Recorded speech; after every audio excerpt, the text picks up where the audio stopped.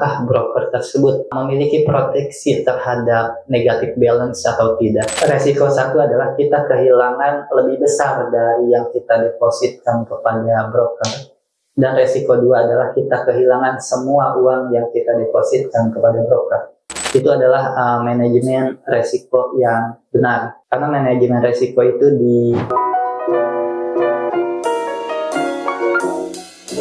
Terima kasih semuanya, selamat pagi. Kita kembali lagi di edukasi kelas kita kali ini, melanjutkan untuk materi yang kemarin, karena kemarin kita berhenti pada saat slide ke-13 tentang broker. Jadi kita lanjutkan. Sekarang adalah membahas tentang manajemen resiko dalam investasi forex. Jadi sangat penting gitu. Sebenarnya lebih penting untuk memanage resiko kita daripada kita mengejar profit. Karena pada saat kita sudah bisa memanage resiko, artinya kita bisa menghindari resiko atau mengurangi resiko yang otomatis profit pun akan ikut. Daripada kita tidak tahu bagaimana cara memanage resiko dan langsung terjun ke dunia investasi atau trading, itu sama saja seperti kita berjudi atau gambling. Yang pertama adalah pengenalan resiko. Jadi kita penting gitu, resiko trading itu apa sih? Mungkin teman-teman ada yang bisa jawab gitu, resiko pada saat kita trading atau pada saat investasi, resiko apa yang bisa kita dapat? Loss satu, oke, MC. Beda. Loss sama MC beda ya. Jadi ya pertama loss, kedua MC. Ya intinya adalah pada saat kita masuk ke dunia investasi atau trading, resiko kita adalah kehilangan uang kita, baik itu sedikit seperti loss berupa cut loss atau stop loss, atau mungkin MC atau margin call gitu. Sebenarnya istilah MC itu hampir tidak bisa digunakan lagi pada saat ini. Kenapa? Karena hampir setiap broker sekarang tidak menerapkan margin call, mereka langsung force close atau auto cut. Jadi langsung di-cut oleh mereka begitu balance kita mendekati nol. Jadi tidak ada lagi gitu customer yang ditelepon oleh broker untuk top up, kecuali ya kita adalah nasabah prioritas yang dianggap masih memiliki uang untuk top up oleh marketing broker tersebut, baru kita akan menerima margin call atau telepon untuk menambahkan margin. Tapi kebanyakan adalah apalagi yang trader-trader yang deponya di bawah 10.000, biasanya sih jarang mendapatkan margin call. Maka mereka langsung begitu berapa persen lagi, atau mungkin initial balance kita sudah berkurang berapa persen, tergantung kebijakan dari broker tersebut, maka mereka akan menerapkan force close atau auto cut. Jadi semua posisi kita di cut. Fungsinya apa? Fungsinya adalah agar tidak ada negatif balance. Jadi pada saat kita open posisi buy ternyata harganya turun, balance kita yang tadinya balance kita 1000 dan equity kita turun hingga 100, maka kita sudah loss minus 900 ya, dan kemudian turun lagi hingga $20 gitu. $20 biasanya itu sudah force close, sudah auto cut. Jadi semua posisi buy kita sudah di close oleh sistem mereka. Jadi kita sudah tidak, jadi meskipun harga berbalik arah ke atas, kita sudah tidak bisa mendapatkan profit karena kita sudah terkena force close atau auto cut dari si broker tersebut. Jadi itu adalah resiko dalam trading. Jadi resiko itu bukan kehilangan uang kita yang kita setorkan kepada broker, bahkan kita bisa kehilangan uang kita lebih dari yang kita setorkan kepada broker. Itu adalah resiko trading ya. Jadi pada saat kita deposit $1.000 kepada broker, jika broker tersebut tidak menerapkan proteksi negatif balance, maka resiko kita itu lebih dari $1.000. Jadi bisa dipahami ya, kita punya uang $1.000, kita depositkan kepada broker gitu, tapi broker tersebut tidak menerapkan proteksi untuk negatif balance gitu. Jadi resiko kita bukan $1.000 gitu, tapi lebih dari $1.000. Karena tadi ada kemungkinan untuk harganya berlawanan dengan trading kita, dan si broker tersebut tidak melakukan force close, maka balance kita akan negatif, dan negatifnya itu akan ditagihkan kepada kita. Jadi resikonya adalah bukan $1.000, tapi bisa lebih dari $1.000. Negatifnya berapa persen dari balance kita yang kita storekan itu tergantung kebijakan dari si broker tersebut. Tapi apakah kita boleh nggak bayar gitu begitu kita depo 1.000, kita trading, dan saldo kita karena kita loss banyak, saldo kita negatif gitu, negatif 500 gitu, apakah kita boleh nggak bayar? Jawabannya adalah tidak gitu, karena kita sudah ada agreement pada saat kita membuat account.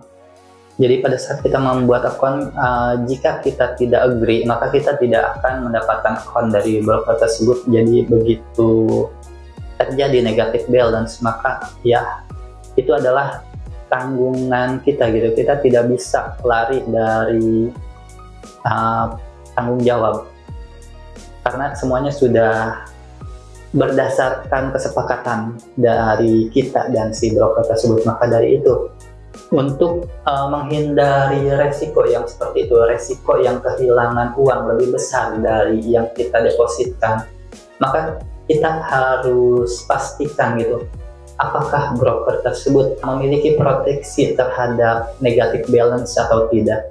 Jadi apakah dia akan melakukan force close jika equity kita berapa persen dari balance kita atau tidak. Oke, itu adalah salah satu pengenalan resiko ya. Pengenalan resiko yang lain adalah yang pertama, dan yang kedua yang tadi mungkin orang lebih kenalnya sebagai MC atau margin call ya. Tapi tadi seperti yang sudah saya katakan, margin call itu adalah kejadian di mana si broker atau pihak pialang tersebut menelpon kita untuk menanyakan margin, karena itu disebut sebagai margin call. Tapi pada saat ini hampir semua broker tidak melakukan itu, mereka melakukan force close.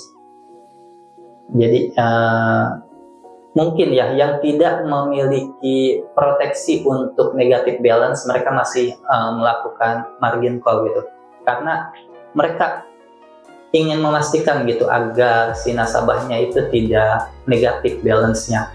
Jadi sebelum si equity-nya itu mencapai 0 gitu, mereka akan menelpon untuk menanyakan margin, apakah mau top up atau tidak gitu. Jika tidak top up, maka mereka tidak melakukan force close ya. Mereka tidak melakukan force close, jadi ya begitu equity mereka negatif, ya mereka akan menagih. Ada plus minusnya sih. Yang pertama adalah jika kita yakin gitu harga akan berbalik arah ya. Terkadang jika broker yang menerapkan force close, maka kita sering kehilangan momen untuk recover. Jadi karena kita sudah terclose terlebih dahulu gitu, begitu harga reversal kita tidak bisa mendapatkan profit karena kita sudah exit dari perdagangan kita. Plusnya adalah jika harga memang tidak berbalik arah gitu, jadi kita terhindar untuk rugi lebih besar lagi. Resiko yang ketiga tadi yang pertama negatif balance, kedua margin call, ketiga adalah ya loss. Jadi loss itu artinya hilang. Jadi kita kehilangan uang kita, tapi kita tidak kehilangan semuanya. Itu adalah resiko. Bisa dibilang itu adalah resiko terkecil ya, resiko terkecil dari trading atau dari investasi gitu. Jadi ada saat dimana kita harus merelakan gitu, investasi kita jeblok gitu, merah, harus kita relakan untuk kita cut. Karena jika tidak di-cut gitu, ada kemungkinan di loss kita atau kerugian kita akan semakin besar ya. Karena itu banyak sebagian praktisi yang mengatakan jika cut loss itu adalah proteksi. Karena cut loss itu konotasinya negatif ya. Jadi begitu orang sudah dengar kata cut loss udah negatif ininya, mindsetnya gitu. Aduh, kena cut loss gitu. Jadi kita ada sesuatu yang hilang dari kita kalau kita ngomong cut loss gitu. Tapi ada sebagian praktisioner yang menggantikan kata cut loss itu sebagai proteksi gitu. Kenapa? Karena ya kita untuk menghilangkan mindset negatif kita itu gitu. Jadi kalau pada saat kita bilang cut loss, kita langsung di otak kita langsung berpikir jika ada sesuatu yang hilang dari kita. Tapi jika kita bilang proteksi gitu, artinya di pikiran kita langsung bilang, oh iya ada sesuatu yang kita lindungi. Yang kita lindungi itu adalah balance kita yang masih ada gitu. Oke. Dan yang kedua adalah rencana pemantauan pasar. Jadi balik lagi gitu. Untuk menghindari hal-hal yang tadi disebutkan gitu, kita harus melihat atau memiliki perencanaan. Kita akan trading di aset apa, pair apa. Jadi kita harus tahu kenapa kita masuk ke pasar tersebut. Jadi pada saat kita misalkan di currency, kita lihat Euro USD gitu. Kenapa kita mau entry di Euro USD? Apa yang jadi alasan? Itu yang harus kita pahami, itu yang harus kita tahu sebelum kita mulai entry ke dalam pasar tersebut. Jadi jika kita tidak punya alasan untuk entry ke pair tersebut, misalkan ke Euro USD, ya jangan entry, jangan masuk ke Euro USD. Jadi kita harus tahu dulu kenapa kita entry. Oh, karena sekarang sedang ada di bawah harganya dan kemungkinan si Amerika mata uangnya akan melemah. Makanya kita entry buy di Euro USD. Itu adalah salah satu alasan kenapa kita entry. Tapi jika kita tidak punya alasan seperti itu, kita masih beranggapan, iya harga sedang ada di bawah, tapi kemungkinan masih bisa ke bawah lagi gitu. Jadi apa yang jadi alasan kita buy gitu? Sedangkan kita masih beranggapan harga masih bisa ke bawah lagi.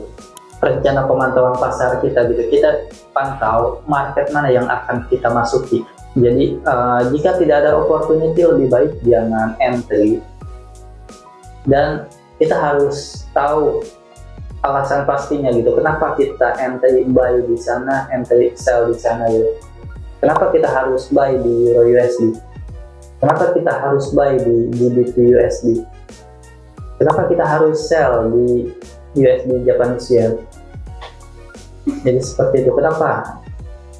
Itu yang harus kita tanyakan ke diri kita sendiri. Kenapa kita harus buy di sana? Kenapa kita harus sell di sana? Jika tidak ada alasan untuk buy atau sell, ya lebih baik jangan entry. Dan kita memantau mungkin bukan hanya satu pasar, tapi beberapa pasar ya, beberapa pair.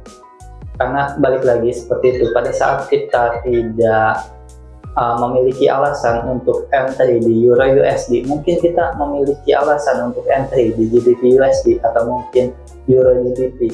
Memiliki perencanaan memantau pasar, jadi pasar mana yang akan kita masuki dan pasar mana yang kita hindari. Jadi jika tidak ada peluang gitu, ya lebih baik jangan entry. Ini untuk currency. Dan untuk saham ya, saham harusnya lebih sederhana karena kita hanya bisa buy terlebih dahulu ya. Jadi kita pantau pasarnya adalah saham mana yang kira-kira akan naik, itu saja sih sebenarnya. Jadi pada saat kita tidak memiliki perkiraan atau prediksi saham itu akan naik dalam waktu dekat, ya buat apa kita entry gitu. Dan yang ketiga adalah penggunaan stop loss order. Jadi ini untuk menghindari resiko 1 dan resiko 2 ya. Jadi stop loss itu seperti yang tadi dibilang, proteksi agar kita terhindar dari resiko 1 dan resiko 2 yang tadi kita bahas. Resiko 1 adalah kita kehilangan lebih besar dari yang kita depositkan kepada broker, dan resiko 2 adalah kita kehilangan semua uang yang kita depositkan kepada broker. Dan untuk menghindari resiko 1 dan resiko 2 itu adalah stop loss. Jadi pada saat analisa kita salah, gitu, pada saat kita sudah loss, sebaiknya kita cut jika memang kita tidak yakin harga akan berbalik secepatnya ya. Jadi bukan yang pasti bakal naik, apalagi currency gitu, pasti naik turun deh. Karena currency itu negara versus negara ya. Jadi ada saatnya di mana euro lebih baik perekonomiannya, ada saat di mana Amerika lebih baik perekonomiannya. Jadi untuk pair euro USD pasti naik turun, dan jika sekarang turun maka pasti ada saatnya dia akan naik. Dan jika sekarang sedang di atas, maka pasti ada saatnya dia akan turun. Tapi yang jadi masalah adalah apakah dia akan berbalik arah secepatnya. Jadi jika tidak ada indikasi dia akan berbalik arah secepatnya dan kita sedang loss, lebih baik di-cut saja.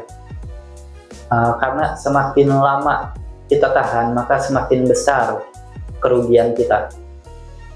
Dan kita akan semakin mendekati resiko 2 dan resiko 1. Maka dari itu, untuk menghindari resiko 2 dan resiko 1, kita menggunakan stop loss untuk memproteksi balance yang tersisa agar tidak hilang semuanya, dan agar tidak negatif balance juga. Jadi itu adalah fungsi dari stop loss, yaitu sebagai proteksi agar kita terhindar dari resiko 1 dan resiko 2. Oke, dan yang keempat adalah memanage resiko besar. Resiko besar tentu saja yang kehilangan semua uang kita gitu.